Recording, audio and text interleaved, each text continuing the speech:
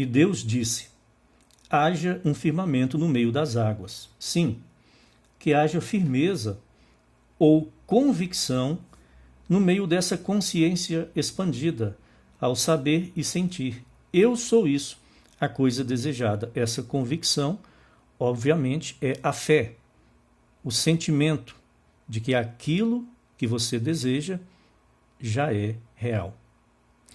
À medida que você afirma e sente ser aquilo que deseja, assumir o sentimento do desejo realizado.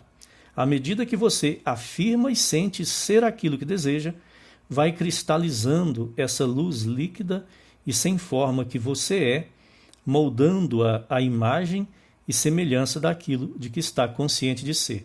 Nesse trecho, Neville Goddard fala como se a consciência fosse a matéria-prima a partir da qual as coisas vão sendo construídas, como se a consciência fosse uma luz líquida e quando você assume o sentimento de ser algo, essa luz líquida se densifica, se cristaliza e solidifica-se, tornando-se aquilo que você desejou ser.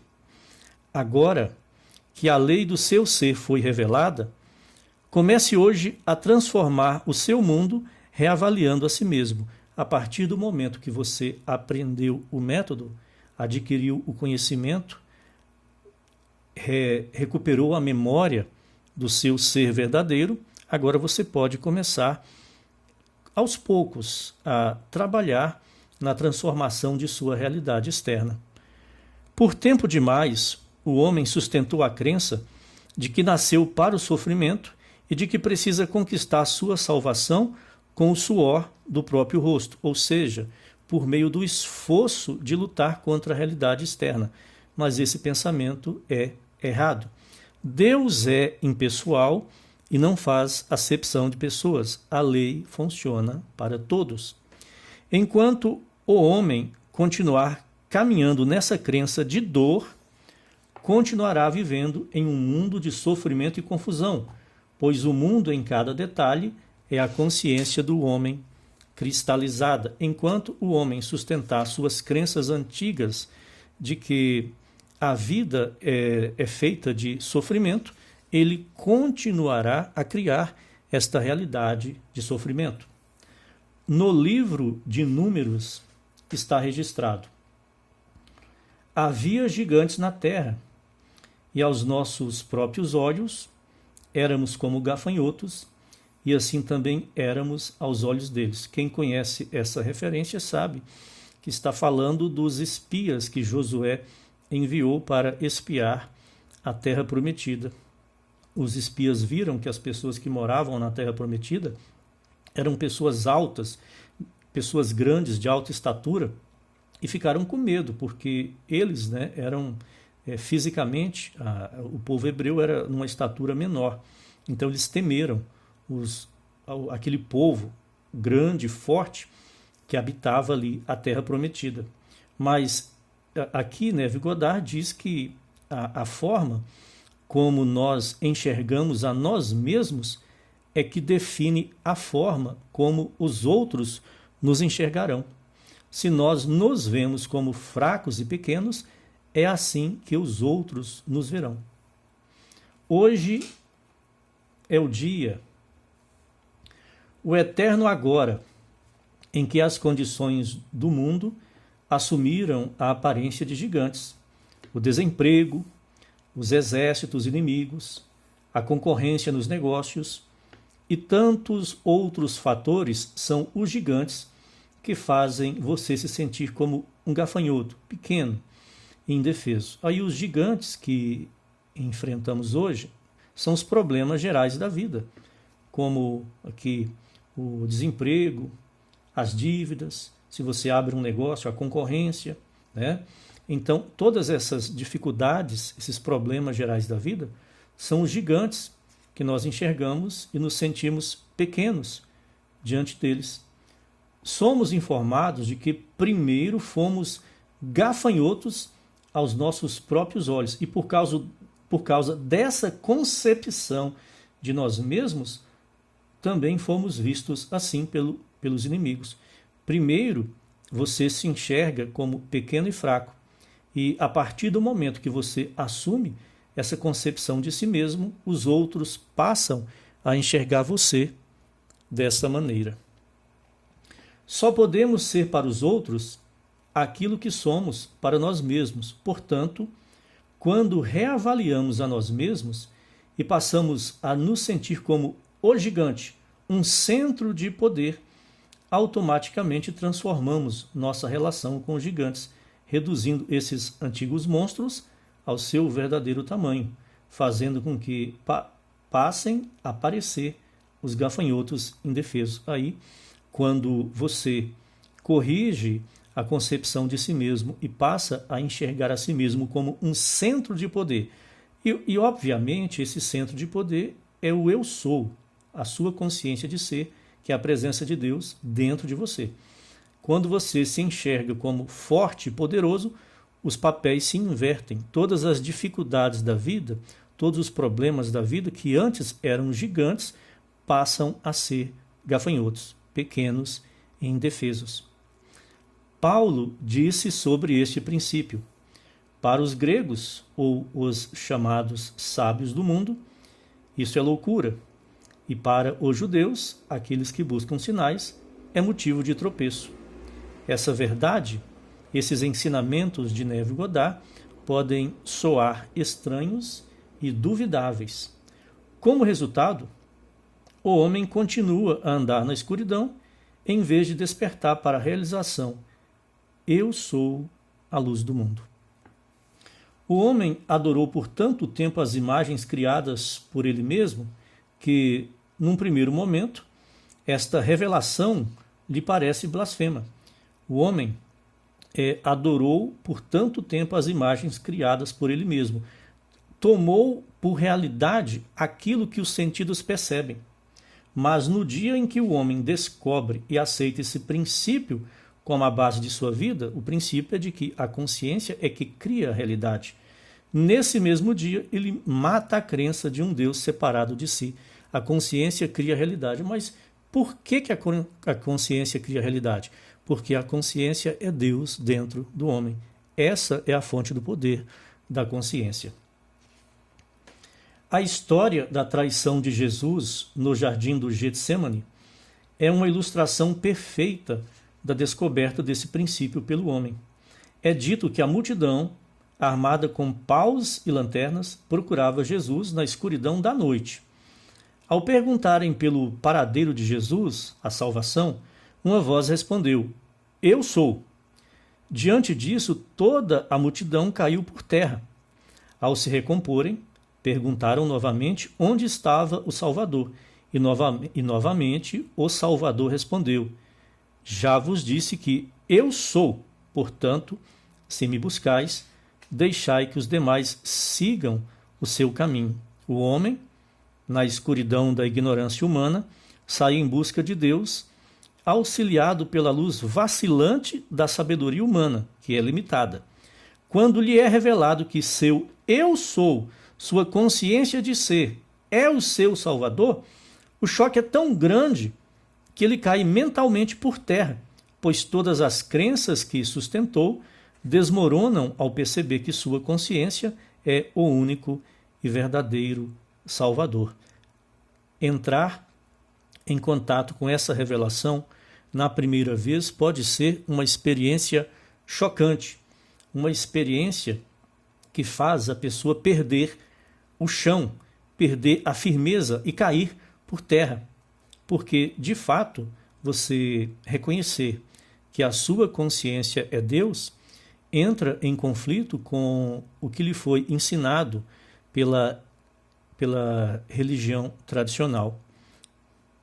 O conhecimento de que eu sou é Deus obriga o homem a abandonar todos os outros deuses, pois se torna impossível servir a dois deuses. Quando a sua consciência de ser, melhor dizendo, quando você reconhece e experimenta de forma direta, pela comunhão com o método meditativo, que a sua consciência de ser é Deus, você não pode mais aceitar outros conceitos ou outras definições de Deus. Com essa descoberta, o ouvido humano do homem, sua audição ou compreensão, é cortado pela espada da fé, Pedro, enquanto sua audição perfeita e disciplinada é restaurada por Jesus, isto é, pelo conhecimento de que eu sou Senhor e Salvador. Aqui Neville Goddard faz referência àquele episódio quando os soldados vieram para prender Jesus. Pedro puxou uma espada que ele levou secretamente e cortou a orelha do servo do sumo sacerdote. O nome é Malco, né? Cortou a orelha de Malco. Então Jesus disse a Pedro para guardar a espada, porque aquele que com a espada fere, com ela seria ferido. E Jesus pega a orelha de Malco e coloca de volta no lugar e o cura. E após fazer esse milagre, Jesus é preso. Mas Neville Goddard reinterpreta essa passagem, né, dizendo que a compreensão é cortada pela espada de Pedro, a compreensão antiga, né, a forma antiga de compreender é cortada pela espada de Pedro, mas a forma correta de compreender a verdade é restaurada por Jesus. E essa verdade, ou seja, abandona-se a crença do Deus separado, externo e distante, e assume-se a crença de que a consciência de ser é o próprio Deus dentro do homem. Antes que o homem possa transformar o seu mundo, precisa primeiro estabelecer este fundamento: eu sou o Senhor, para que você possa usar o poder criador da consciência e transformar seu mundo, sua realidade externa. Primeiro você precisa estabelecer este fundamento em sua mente. Eu sou o Senhor, a consciência de ser, eu sou é Deus. Este fundamento precisa estar solidamente estabelecido. O homem deve saber que sua consciência de ser é Deus. Enquanto isso não estiver firmemente estabelecido, de modo que nenhuma sugestão ou argumento externo possa abalá-lo, ele continuará retornando à escravidão de suas antigas crenças. Se não crerdes que eu sou, morrereis em vossos pecados. Se esse conceito de que a consciência é Deus não for aceito e assimilado, você retornará ao seu estado antigo, em que a realidade externa é que lhe escraviza, em vez de você comandar a realidade externa. Enquanto o homem não descobrir que sua consciência é a causa de toda expressão de sua vida, o estado interno de consciência que projeta a realidade externa, continuará buscando a origem de sua confusão ou de seus problemas no mundo dos efeitos e assim morrerá em uma busca infrutífera. Eu sou a videira e vós sois os ramos. A consciência é a videira, porque dela sai toda a seiva, a nutrição que mantém tudo vivo. A consciência é a videira. E aquilo de que você está consciente de ser são os ramos que você alimenta e que mantém vivos, que a consciência alimenta e mantém vivos. Assim como o ramo não tem vida se não estiver ligado à videira, da mesma forma, as coisas não têm vida se você não estiver consciente delas. A realidade externa é sustentada pelo estado de consciência. Quando um estado de consciência é abandonado, a realidade externa que era gerado, a realidade externa que era criada por esse estado de consciência não recebe mais a nutrição e morre, desaparece, se dissolve. E assim como o ramo seca e morre, quando a seiva deixa de fluir, também coisas e qualidades desaparecem quando você retira sua atenção delas, pois sua atenção é a seiva da vida que sustenta a expressão de sua consciência. A realidade permanece enquanto você a sustenta, mantendo o estado de consciência que causa esta realidade. Se você abandonar esse estado de consciência, a realidade externa que estava sendo gerada por ele se dissolverá, deixará de existir. Capítulo 4. A quem buscais? Já vos disse que eu sou. Se, portanto, me buscais, deixai estes irem. João 18:8. Quando, pois, lhes disse, eu sou, recuaram e caíram por terra. João 18:6. Hoje fala-se excessivamente sobre mestres, irmãos maiores, adeptos e iniciados, e inúmeros buscadores da verdade são constantemente desviados ao procurar essas falsas luzes. Mediante pagamento, muitos desses pseudo-mestres, falsos mestres, oferecem iniciações nos mistérios, promovendo orientação e direção. A fraqueza humana por líderes, somada à sua tendência à idolatria, torna o homem presa fácil dessas escolas e instrutores. Quando Neville Goddard escreveu este livro, estava em voga, o ano é 1941, estava em voga nos Estados Unidos a teosofia de Helena Blavatsky e outros pensadores espiritualistas influenciados pelas filosofias do Oriente.